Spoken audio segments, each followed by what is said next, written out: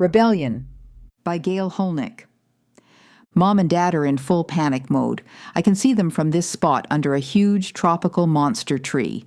It has long, pointy leaves like a witch's fingers, and the trunk is all wrinkled like an elephant's leg. If I keep my chin down and stand behind the leaves, they won't see me. They are shouting at some hotel guy. "Do something, she's been gone more than an hour." That's Mom. "I'm paying top rates to be at this resort, and I didn't come all the way to Orlando to be treated this way." That's Dad. Like, would you want to listen to either one of them for more than 2 seconds? Do something. What does she mean? Do something like what? Close all the doors to the hotel pool? There are no doors. Go from chair to chair, looking for me? They've done that already. I watched them. Make an announcement from the stage where the band is playing? Oh, wow. That's what they're doing. Sorry to interrupt you folks, but we have a family here looking for one of the young ones. My mother grabs the microphone from his hand. "She's a child," she shouts. She's wearing a blue bathing suit and a white top. Her hair is brown. Well, sort of light brownish, blonde, sort of. "She's 11. "Closer to 12, my father interrupted. "Thank you, Dad." My mother is wearing a purple cover-up over a bathing suit that doesn't quite cover up enough. On top.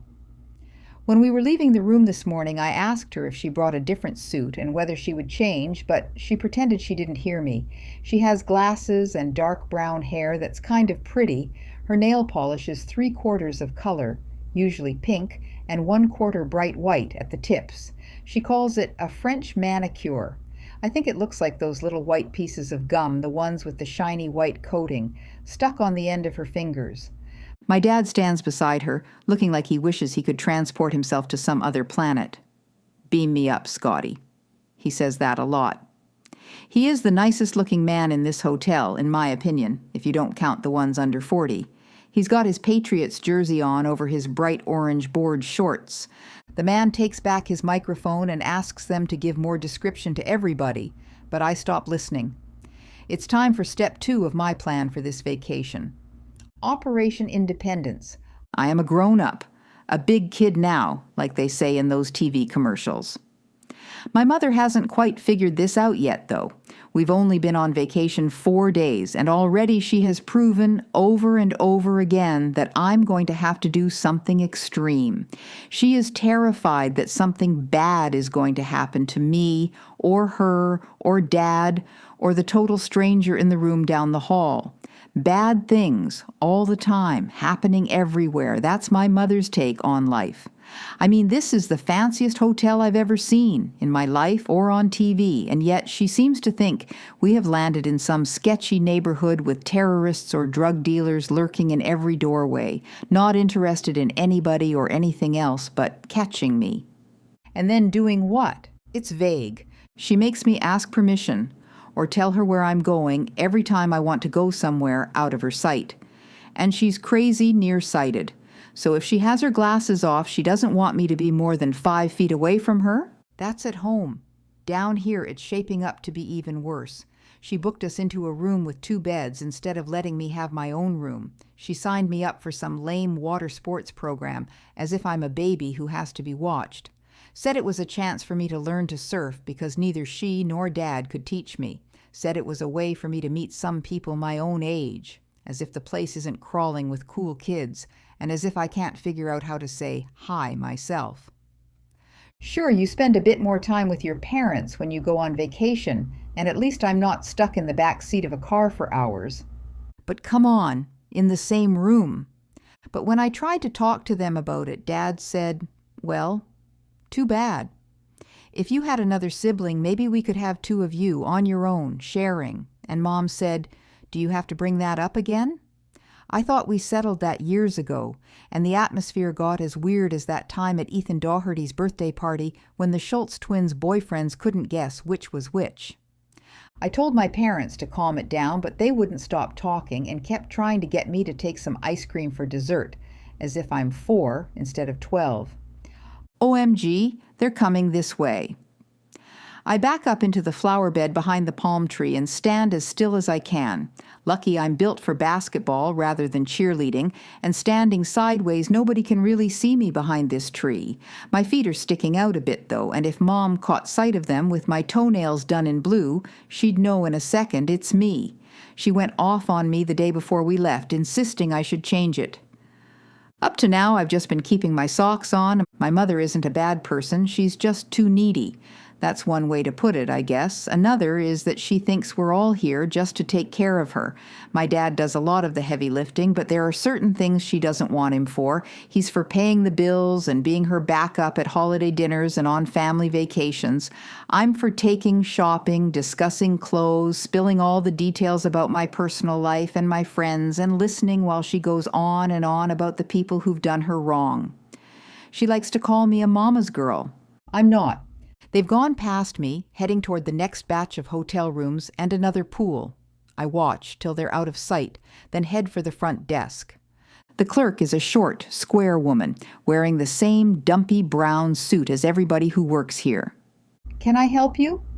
I'm Emily Hunter in room 312. My parents sent me over to get new key cards for our door. For some reason, they're not working.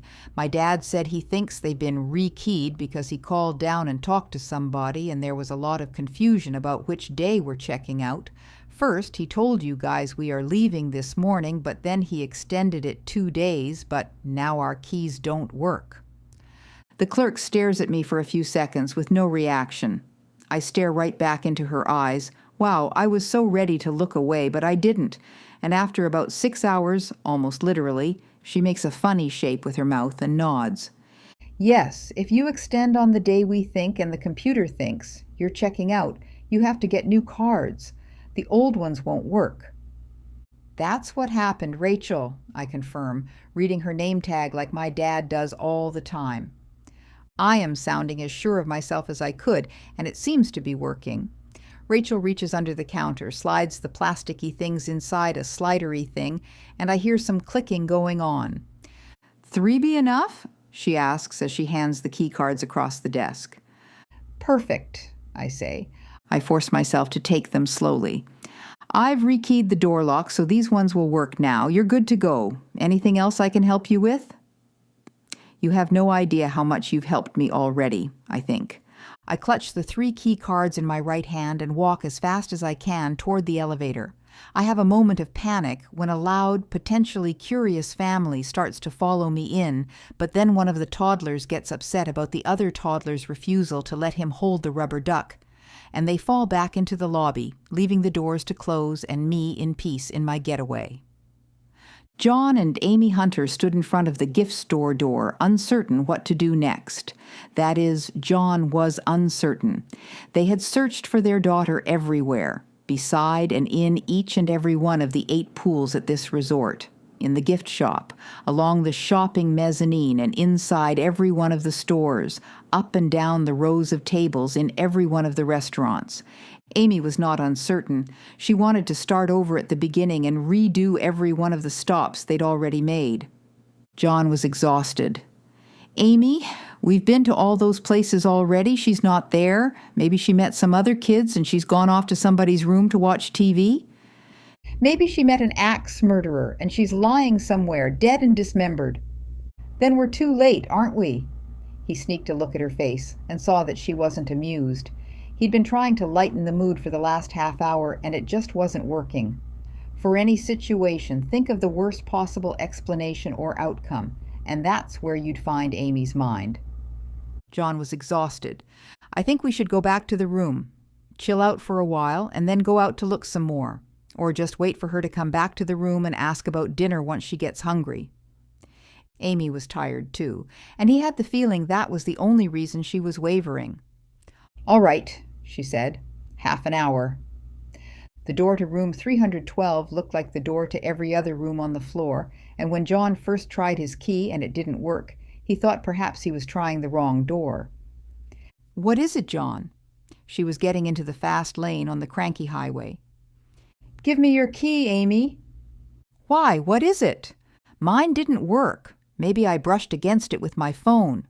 Let me try yours. Amy's key wouldn't work either, so with heavy sighs, they tramped back to the elevator and down to the lobby. Well, no, of course those keys won't work. We rekeyed your door just as your daughter asked. Rachel was trying to juggle a particularly complicated request from her manager, and she barely looked up from her computer. Our daughter asked? What do you mean? Amy would deny that she was shrieking, but it was very close. Your daughter was here about an hour ago. We got the keys redone, and I gave them to her. Rachel, John said her name softly, after inhaling a few times for stress control. Rachel, we didn't authorize that. Rachel looked back and forth between their faces and decided the best move was surrender. I'm so sorry, I didn't realize. Would you please give us 2 copies of the new key? Well, the thing is, I can't. Why not? 3 more deep breaths. We don't have any left. People don't return them, you see, and sometimes we just don't have enough extras. Well, we usually have some extras around, but the ordering and purchasing this week got a little sideways because we got very close to running out. Well, and then we did run out, and we'll be getting some more any time now, but those were our last 3, she finished in a rush. Those 3 I gave to your daughter, those were our last 3. Amy looked as red as she had on the day she had given birth. John added mental counting to his coping program and then braced himself for Amy's eruption. She's a child. Why would you give her keys? Rachel looked at her as if she were examining one of the 7 wonders of the ancient world, just recently risen from eons beneath the surface of an ocean somewhere near mythical Atlantis. Why not, ma'am? She looked old enough.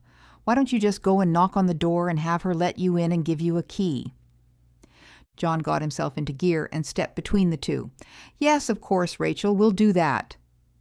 As he hustled Amy away toward the elevator, she was still fuming. Why should we have to go to the door and knock? She should have enough keys for everybody, shouldn't she? Shouldn't she, John? He soothed his wife, then spotted another solution as they went through the lobby. Let's try phoning her. We've been trying that all day. She's ignoring us. Because she's recognizing our numbers. There's a house phone right there. She won't recognize that number. Good idea.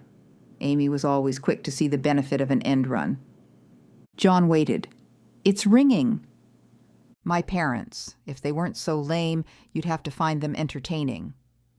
Hello, Dad, I say. Hello, Emily Suzanne, he says. Whoa, my full name. He means business. We'll be up at the room in about 5 minutes and you will let us in. I don't think so. What? Why not? And where have you been all afternoon? Now my dad has a way of exaggerating. It's not lying exactly, although my mother accuses him of that. It's stressing to make a point, he says. I'm stressing myself a little bit, although I promised myself I wouldn't get too emotional, bad for my skin. I've been walking around the resort, just like hundreds of other normal people. Now I'm back here and I'm enjoying the room. Mom grabs the phone.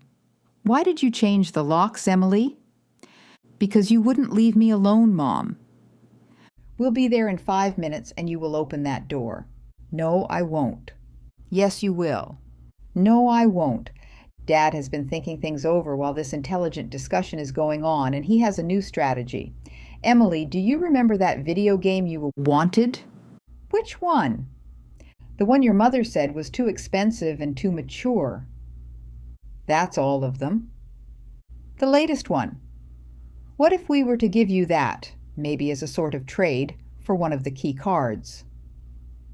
I hear the sneakiness in his voice, and then I hear her shriek. They hear her all the way up north in Duluth. John, she can't have that game. I forbid it. At least she's honest. Crazy, controlling, but honest. He is sneaky, but at least he doesn't think he owns me. Emily, we could give you horseback riding lessons instead. Dad, I haven't wanted to go horseback riding since I was 9. Anyway, I don't want you to try to buy me off. No matter what you try to give me or pay me, I'm staying here, alone. The quiet is good. It is all quiet on the phone, too, for a couple of minutes. I'm thinking I got through to them when... Yeah, that's a pounding on the door. Emily!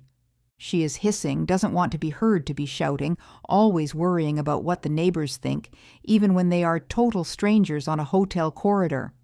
Open this door this minute. Or what? I'm not exactly shouting. I won't give them the pleasure of knowing that they're pushing my buttons, but I do raise my voice. You will lose every privilege you ever had. No phone, no computer, no sleepovers at Caitlin's, no Saturdays at the mall. What else, John? Their voices are muffled, but I can hear the negotiations going on. You will lose your invitation to come along with us to Dad's company family Christmas party. Didn't know that was a privilege. And you'll be grounded for a month. Since they are having some trouble managing my whereabouts on this trip, I am not too concerned about location suppression when I get back home to my own turf. This feels so good. The chicken is out of the cage. I am free range now. Okay, Emily, we've had the bribe and now we've had the threats. Any chance we could just talk it out now? Dad is getting tired, I can tell. I'm calling your brother. Maybe he'll have an idea of what to say to you to resolve this. My older brother Nathan is away at college. He is in his final year of medical school, and my mother thinks he can do no wrong. It turns out to be a bad time for a call. Nathan, why do you sound so odd? Mom says. You're sniffing. Do you have a cold? I knew it. All those sick people you have to be around. Not a cold. Are you crying? Nathan, are you crying? What's going on? A few seconds, hanging off the cliff, and then, Lucy Ella dumped him, she says, loud enough for the entire hallway, and maybe even those below us on the second floor to hear. Lucy Ella is, or I guess that's was, my brother's fiancée. She's a deliberate copy of last year's Miss America first runner-up, something I can't understand anybody ever intending to be. And make no mistake, she does intend to look that way. Well, you just tell Missy that it's her loss. Tell her loud and clear. Then you make her stew for a little while about the ring. Let her think she's going to keep it, because you really did love her for a while and you wish her well. Then pull the rug out from under her. Does she mean the rug or the ring? I restrain myself from asking, but only because there's a door between us, and I don't think she'd get my meaning unless she could see my eyes rolling. For the first time ever, I feel sort of sorry for St. Nathan. He missed his chance years ago to be his own man, and now he just doesn't have the nerve to challenge her. All right, Nathan, we'll hang up now, but you call me later tonight. Let me know how you're feeling. Emily, it's getting embarrassing out here, Dad says. Wow, if my dad is embarrassed, maybe it's time to bring them in. This is the guy who barbecues in an apron that reads, "This cook don't kiss," and he wears it no matter who sees it. I thought it was impossible to embarrass him. All right, Dad, let's come to terms. What? What did she say? My mother demands. Let's come to terms. I heard the phrase on a series I binge-watched last fall about Americans pretending to be Chinese spies. Worms. She says she wants worms. Worms. That makes no sense. No kidding, you guys. Look, Dad, Mom, there is something I want. What? What is it? Not a video game, not clothes, not privileges. What? Cash? Maybe another trip? Mom's voice was approaching the sound wave that only dogs can surf. A car. Maybe she wants a car, Dad says. Really? They'd go that far? I don't even have a license yet. Not a car, John. That's ridiculous. Amy, I will do anything to get out of this stupid hallway. I want to be independent, I shout. The moments of silence go on for a long time. I picture the people in the rooms next door and across the hall looking at one another. What? What did she say? I think it was, "I want to be independent." What does that mean, she wants to be independent? What does that mean? You want to be independent, legally, like those child actors who go to court to get their parents out of their lives? No, Mom, I'm talking about the way you treat me, not the way the law treats me. I want to be able to make my own decisions, go where I want, do what I want. You can trust me. I won't go nuts. And you can trust the rest of the world, too. I'm not going to be the one 12-year-old in 2 million who doesn't get home after school by herself. I stand right in front of the door and imagine their faces on the other side. I'm not 10 or even 11 anymore, and I don't want to live like Nathan when I'm 18 or 20. I'm going to go places, you should know. I'm going to see the world, and I'm not going to take you along with me, and I'm not going to phone you every night, no matter where I am. I am not, and never will be, a mama's girl. I can tell my mother is in shock, but not so far in, that she can't speak. You were a mama's girl when you were tiny, when you were 2, 3. No, Mom, not even then. My dad is ready to make a deal. All right, Emily, independence for you and access to our own hotel room, which I am paying for us. So I have to hear both of you promise to get off my case before I open the door, and no consequences for the way I handled this. There is one other demand I need to make. What was it? Oh, yeah. And you have to admit I made good choices. Long pause, then my mother says, "All right, Emily." My father is her echo. All right, Emily. I open the door a few inches at a time, and once it's open far enough, they push past me, my father heading for the bathroom. Yeah, I guess it took quite a while. Battles usually do, at least the ones I've seen in movies, and then they go on fighting the same ones over and over again. I won't be surprised if we do too. My mother stands in front of me, her arms crossed over that purple lacy thing and her eyes hard 1 minute, crazy ticked off the next, and then wild, like she's trapped. She's in a corner, and she knows it. Finally, she decides what she's going to say. Emily Suzanne, we're going to have a family meeting. 6 years till I'm 18. I won't make it. Or maybe they won't. Maybe it will be a long 6 years for them. Ha ha ha. Rebellion by Gail Hulnick is one of the Resorting to Short Stories collection. Please subscribe to the channel, click on the bell, and select All to get a notification about any new short stories I post.